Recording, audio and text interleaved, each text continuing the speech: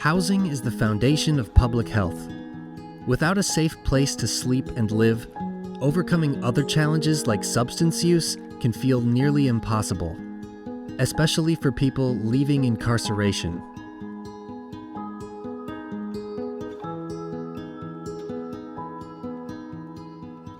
But in some communities, culturally empowering recovery-based approaches can make things much easier.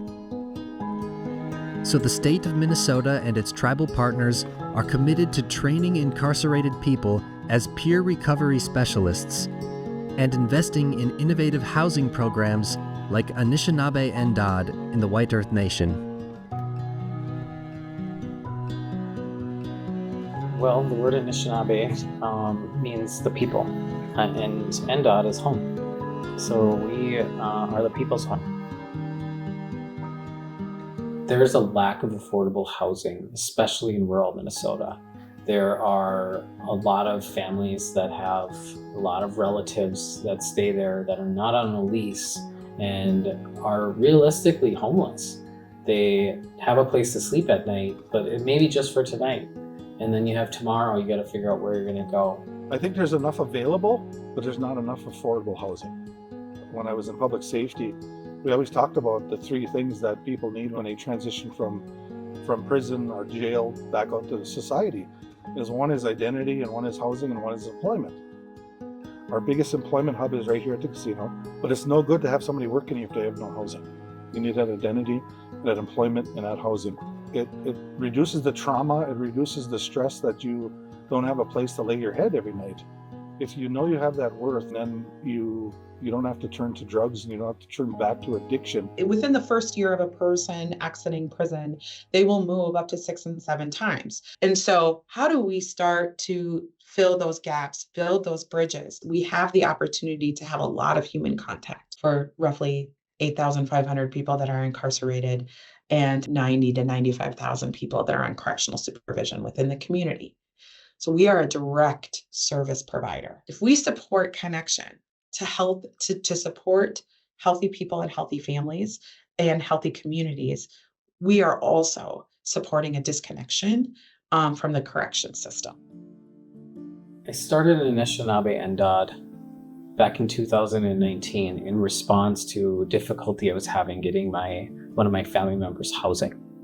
It was really difficult to find a place that was like culturally specific, that had people that were living there that looked like us. So Anishinaabe Endaad is supportive housing for Native American people. They may be exiting a facility, a Department of Corrections facility. They may be coming from a treatment program. But the majority of people we work with have some history of substance use. At first I was really nervous about coming home. I was homeless when I went there, so when I got out, I didn't know where I was going. Peer recovery specialist training, I took while incarcerated, and the funny thing is I wasn't even going to take it. The staff in the facility kept telling me to take it, and there were 2 spots left, and I said, all right, I'll sign up. One White Earth and one Red Lake, they were both lifers, no parole, and they took the training with us. So with them taking it, I decided to take it seriously and get to know him. And the one was the pipe carrier in there. He's the one that did all the sweat lodges, the ceremonies. And I knew from there on out that I needed to have that upon release too. And with Endaad, it was right there. So in White Earth, we're just supportive housing with light touch case management. In Minneapolis, the program, we have added SUD treatment services, mental health services, and they're all brought into the home. Our case manager helps with kind of the basic stuff, getting people their basic needs, but also is knowledgeable in our culture and takes people to powwows, conducts sweats for our clients, other things in the community to help people connect with their identity. Having that culture connection when I got out was very, very important. I got to sit on the drum for the first time in 28 years. We can hold sweat now, garden, go fish, go in the woods, harvest medicine, get-togethers, gatherings. They built a longhouse prior to me going there, but over the summer we learned how to build a teepee there. ain't never stepped inside a TP in my life, let alone just start building one. And yeah, it was pretty awesome. And we went to the other side of the lake. You know how you see mansions on the side of the lake? We went to the other side and you could see the TP back there like a mansion. That's where your identity comes in. If you're taught what your identity is, that's a sense of worth for you. And you're not forcing it on them, you're giving it back to them. Anybody can go to church in prison, but they can't go to a sweat lodge. Who's gonna incur that cost for the rocks, to put the sweat lodge up, to do all that stuff? And Fond du Lac came up, and we got some rocks at the prisons and stuff like that for their sweat lodges.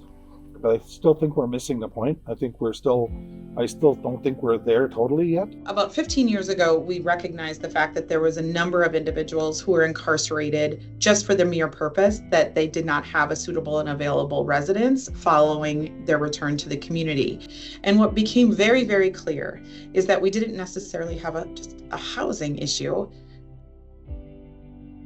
We were making the problem so much worse for Black men and Native American individuals. If we were to invest money into certain communities and certain counties, we would literally eliminate an experience of homeless to unknown location, or otherwise known as unsheltered homeless releases. The Minnesota Department of Corrections, they helped us to add more units by supporting us with a pilot program. We often have people that come to us directly out of DOC facilities, and it's door to door. So they drive them right to our program. And so what I want to do is make sure that people know that the investment in housing in and of itself is enough to help many people be successful. To be a professional peer to them with resources means a lot to me, because I can steer them in the right direction. Supportive housing, the group residential housing, and peer support, all that has been pushed to the back of the closet for years, and now that I see how effective it is in the community, this is a big focus, because I watched the tribe do almost a 180 after their peer support started, and it's slowly but surely climbing ground, seeing positive change. Like the correction system had to release some reins of control to try out different things that we've never tried out before, which was building a robust rental assistance program. And following the 2023 legislative session, launched the opportunity for our tribal nation communities to develop out their own community corrections service delivery in a way that serves and meets the needs of their communities.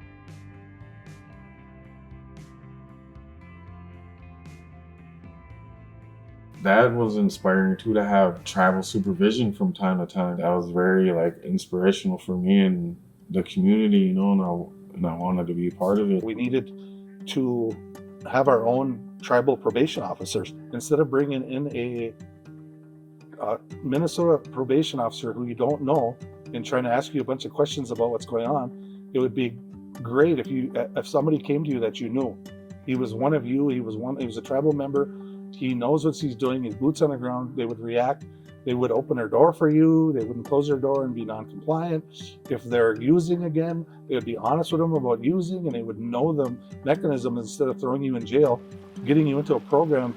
We're leading in that, and I think the rest of the tribes will start following in suit with this money that comes from the state, because it's always about finances. A lot of tribes don't have the money to do this. So I really applaud the state for ending up with this. It was really humbling for me to hear from a gentleman that said, "Hey, I'll tell you one thing that was really cool. I walked out of prison and I saw a Native agent, and that was the coolest thing I'd ever seen, because I've never seen that before." And I brought that back to my leadership, and I said, it's progress, it's trust. Whatever situation you're in, whether it's alcohol, drugs, or whether it's just not being able to find a job or not being able to find housing, I think that peer support is very crucial in that, because they provide those necessary wraparound services to get you where you need to go. And with peer support being there, it gives them hope, I believe. That's what I believe. It gives them hope, and it gives them a chance, an opportunity. We've done the development of the program and the model, and now I think it's about making sure people know what we're doing and know that it works. and know that supportive housing is worth investing in. We're working on the Native community. We're 13 people here in White Earth that we're able to provide housing and services to. How do we expand that? Culturally responsive transitional housing works. Culturally responsive approaches to supporting a person in release that is releasing from a correctional facility, it works. So you have to invest money intentionally. You have to turn over the reins. And you have to think about how to show up and how to be a good friend. I think we have a bright future here in White Earth, I really do. And throughout the state of Minnesota, it's going to take a little time, but we're going to get there. A lot of people are going to start seeing it. I don't think people realize how strong we are working together. From going to prison and not having no knowledge of the peer support at first, and then now certified in the state, I'm like, man, I feel ready to tackle the world. Like I could help everybody coming through Anishinaabe Endaad. Like, I don't know, it's a good feeling.